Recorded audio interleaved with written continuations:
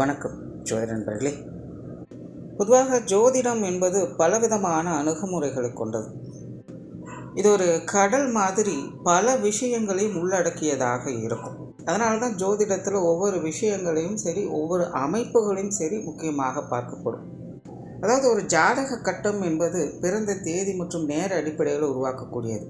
இதில் பிறந்த தேதி அப்படிங்கிறது நம்மளுடைய ஜென்ம ராசி, ஜென்ம நட்சத்திரத்தை சொல்லும். நேரம் அப்படிங்கிறது நம்மளுடைய ஜென்ம லக்னத்தை குறிப்பிடும்.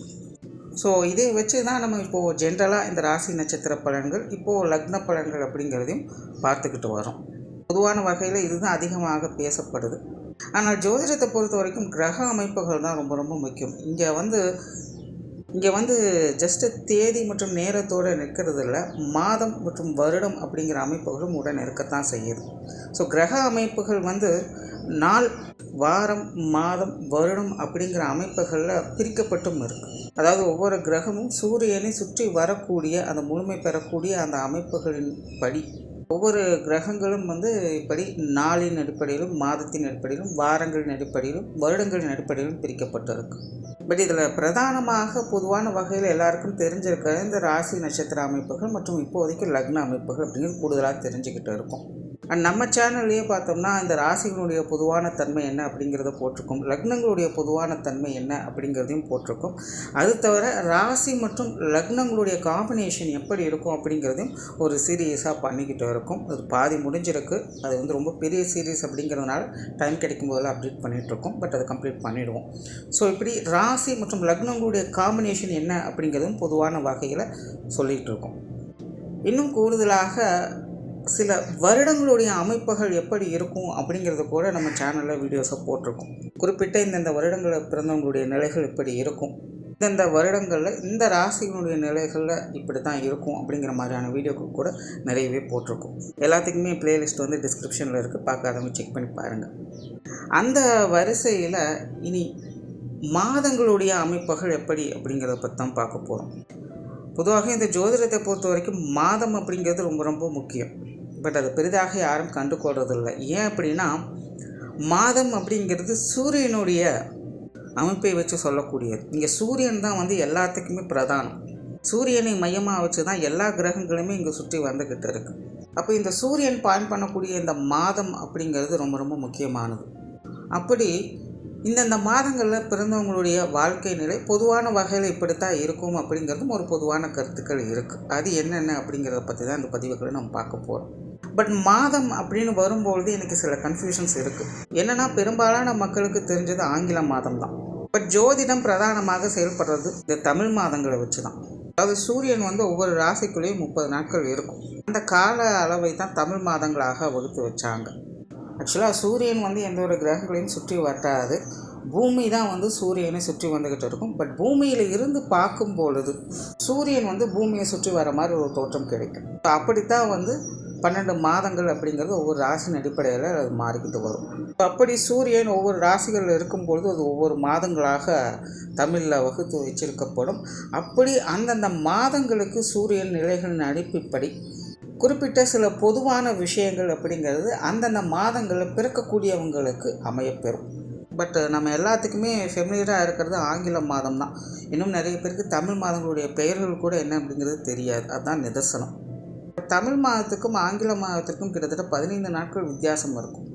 பட் எல்லாத்துக்கும் ஃபெமிலியராக இருக்கிறது ஆங்கில மாதம் அப்படிங்கிறதுனால இந்த மாத பதிவுகளை 2ஆக பிரித்து போடுவேன்.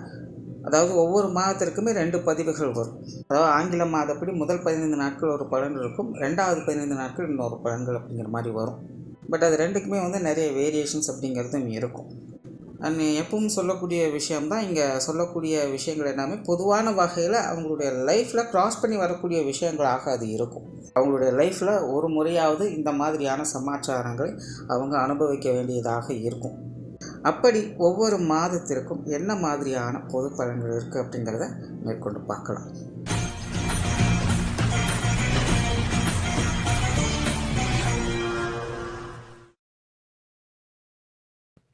மார்ச் மாதம் 1ஆம் தேதி முதல் 14ஆம் தேதி வரை பிறக்கக்கூடியவங்களுக்கு பொதுவாக இந்த மாதங்களில் இந்த காலகட்டங்களில் பிறக்கக்கூடியவங்களை நீங்கள் நல்லவரா இல்லை கெட்டவரா அப்படின்னு கேட்குற மாதிரி தான் இருக்கும். ஏன்னா இவங்கள பொறுத்த வரைக்கும் ஒரு கெட்ட வழியில் போய் நல்ல விஷயங்களை செய்வாங்க, அதே மாதிரி ஒரு நல்ல வழியில் போய் கெட்ட விஷயங்களும் செய்வாங்க.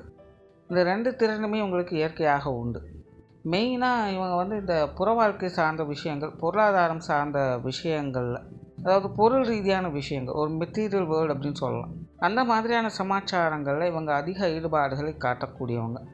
பொதுவாக இவங்க கொஞ்சம் அதிகமாக கோபவயப்படக்கூடியவங்க தான். ஆனால் அந்த கோபத்தை அவங்க வெளிப்படையாக வெளிக்காட்டிக்க மாட்டாங்க. அதிர்ஷ்டம் சார்ந்த விஷயங்களில் இவங்களுக்கு ஈடுபாடுகள் அதிகமாக இருக்கும். இந்த ஒத்தையாரட்டையா அப்படிங்கிற விஷயங்களில் ஈடுபடக்கூடிய வாய்ப்புகள் உங்களுக்கு அதிகம் உண்டு. ஸ்பெக்குலேட்டிங் சார்ந்த விஷயங்கள்லாம் பார்த்திங்கன்னா உங்களோட லைஃப்பில் ஒரு தடவையாவது இவங்க செயல்படுத்திடுவாங்க. ஒரு வகையில் ஒரு மாதிரியான மைன்யூட்டான அதிர்ஷ்டம் சார்ந்த விஷயங்கள் இவங்களுக்கு இயற்கையாகவே வேலை செய்யும். அதாவது இந்த காக்கா உட்கார பணம்பழம் விழுந்தது அப்படின்னு சொல்லுவாங்க. அந்த மாதிரி எதையோ செய்ய போக ஏதோ ஒரு விஷயம் இவங்களுக்கு ஆதாயம் தரக்கூடிய வகையில் அவங்களுக்கு அமையலாம். சில பிரச்சனைகள் சங்கடங்கள் கூட தலைக்கு தலைப்பாக போயிடுச்சு அப்படிங்கிற மாதிரி இவங்களை பெரிய பிரச்சனையிலேருந்து காப்பாற்றி விட்டுரும். இப்போ இயற்கையாகவே இந்த காலகட்டங்களில் பிறக்கக்கூடியவங்களுக்கு ஒரு விதமான மைன்யூட் அதிர்ஷ்டம் அப்படிங்கிறது வேலை செய்யும். அதை இவங்க எப்படி பயன்படுத்துகிறாங்க அப்படிங்கிறது தான் இவங்களுடைய ஜாதகங்களுடைய மற்ற அமைப்புகள் சொல்லும். அதனால தான் இவங்களை நல்லவரா கெட்டவரா அப்படின்னு ஜட்ஜ் பண்ணுறது கொஞ்சம் கஷ்டம். அதுக்கு தகுந்த மாதிரி தான் இவங்களுடைய செயல்பாடுகளும் இருக்கும். போகிற வழிகள் தவறாக இருந்தாலும் செய்கிற காரியங்கள் நல்லதாக இருக்கும். சிலர்லாம் அதுக்கு அப்படியே ரிவர்ஸில் செய்யவும் செய்வாங்க. பொதுவாக இவங்களுடைய வாழ்க்கை நிலை அப்படின்னு பார்க்கும்போது ஆரம்ப காலகட்டங்களில் பொருள் வாழ்க்கையில், அதாவது புற வாழ்க்கையில் அதிக ஈடுபாடுகளை காட்டுவாங்க. காசு பணம், சொத்து சுகம், ஆஸ்தி அந்தஸ்து அப்படின்னு சொல்லிட்டு புற வாழ்க்கை சார்ந்த விஷயங்கள் அதிக மும்முரமாக இருந்து வருவாங்க. அதுவே இவங்களுக்கு வயது ஆக ஆக இதிலேருந்து அப்படியே வெளியில் அறம் சார்ந்த விஷயங்கள் அல்லது ஆன்மீகம் சார்ந்த விஷயங்களில் ஈடுபடுவாங்க. சிலருக்கெல்லாம் பார்த்திங்கன்னா இவங்களுடைய சுய ஜாதகம் நெகட்டிவாக இருந்தது அப்படின்னா ஆரம்ப காலத்துக்கிட்டேருந்து இந்த ஆன்மீக விஷயங்களில் ஈடுபாடுகள் காட்டுவாங்க. அதே போல் நார்மலாகவே இவங்க கொஞ்சம் பிரயாண விரும்பிகளாகவும் இருப்பாங்க. இவங்களுக்குன்னே ஒரு தனி வசீகரத்தன்மை என்பது உண்டு. பேச்சுவார்த்தைகள் பெரும்பாலும் இவங்களுக்கு இனிமையாகத்தான் இருக்கும். கருடமூடாக சில நேரங்களில் பேசிட்டாலும் கூட மறந்து திரும்பவும் எளிமையாக பழகக்கூடிய குணம் அப்படிங்கிறது உண்டு. ஆனால் இவங்களுடைய குரல் தொனி என்பது கொஞ்சம் காரசாரமாகத்தான் இருக்கும். சொத்து சுகங்கள் சார்ந்த விஷயங்கள் இவங்களுக்கு இயற்கையாகவே நாட்டம் உண்டு. அதே போல் மற்றவர்களுக்கு உதவக்கூடிய குணமும் இவங்களுக்கு உண்டு. மற்றவர்களுடைய தேவை என்ன அப்படிங்கிறத தெரிஞ்சுக்கிட்டு செயல்படக்கூடியவங்களாக இருப்பாங்க. அதே போல் சிலர்லாம் பார்த்திங்கன்னா நண்பர்கள் விரும்பியாக இருப்பாங்க. ஒரு நட்பை சேகரிக்கக்கூடியவங்க, நட்பை உருவாக்கக்கூடியவங்களாக இருப்பாங்க. தன்னை சுற்றி எப்போவுமே ஒரு நட்பு வட்டாரம் இருக்கணும் அப்படின்னு ஆசைப்படுவாங்க.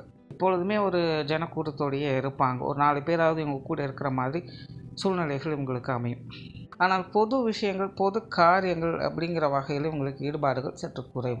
என்னதான் இவங்க மற்றவங்களுக்கு உதவிக்கரம் நீட்டினாலும் கூட அவங்க மேலேயோ அல்லது இவங்க சார்ந்தவர்கள் மேலேயோ இவங்களுக்கு ஒரு இனம் புரியாத கோபமும் வெறுப்பும் அவங்க மேலே இருந்துக்கிட்டு இருக்கும். அதனாலே இவங்க பொதுவான விஷயங்கள், காரியங்கள் அதிக ஈடுபாடுகள் காட்ட மாட்டாங்க. பர்சனலான விஷயங்களை மட்டும்தான் கொஞ்சம் அட்டாச்மெண்ட்டாக இருப்பாங்க. அதே போல் கொஞ்சம் ப்ராக்டிக்கலான நபர்கள் இந்த சென்டிமெண்ட் சார்ந்த விஷயங்கள்லாம் அவங்களுக்கு செட்டே ஆகாது. இந்த எமோஷனல் டிட்டாச்மெண்ட் அப்படிங்கிறதெல்லாம் இவங்ககிட்ட எதிர்பார்க்க முடியாது. ரொம்பவும் ப்ராக்டிக்கலாக தான் இருப்பாங்க. குடும்ப வாழ்க்கையை பொறுத்த வரைக்கும் இவங்களுக்கு இது ஒரு கலவையான அமைப்புகளை தரும். பெரும்பாலும் குடும்ப சூழ்நிலைகள் அப்படிங்கிறது இவங்களுக்கு கலகலப்பு நிறைந்ததாக இருக்கும். ஆனால் குடும்பத்துக்குள்ளே இவங்களுடைய அணுகுமுறை அப்படிங்கிறது பெரும்பாலும் இரட்டைத்தன்மையில் தான் இருக்கும். சில நேரங்களில் சந்தோஷமாக ஜாலியாக இருந்து வருவாங்க.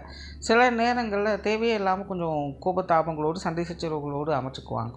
ஸோ இந்த 2 நிலைகளுமே இவங்களுக்கு மாறி மாறி தான் செயல்பட்டுக்கிட்டு இருக்கும். இவங்களுடைய அமைப்பு அப்படிங்கிறது பொதுவான வகையில் எப்பவுமே இருக்கிறது சுக சந்தோஷங்களோடு இருக்கக்கூடிய குடும்ப அமைப்புகள் தான்.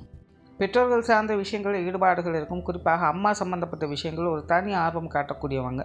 பெற்றோர்கள் மேலே ஒரு தனி மதிப்பு மரியாதை எப்பவுமே வச்சுருப்பாங்க. அம்மா மேலே ஒரு கூடுதல் பாசம் அப்படிங்கிறது இவங்களுக்கு உண்டு. பொதுவாக குடும்ப உறவுகளுடைய அமைப்புகள் அப்படின்னு பார்த்தாலே இவங்களுக்கு எப்போவுமே ஒரு கலவையான நிலைகளில் தான் இருக்கும். குடும்ப உறவுகளால் முழுமையான நற்பலன்கள் அப்படின்னு எடுத்துக்க முடியாது. குடும்ப உறவுகளால் முழுமையான கெடுப்பலன்கள் அப்படிங்கிறதும் எடுத்துக்க முடியாது.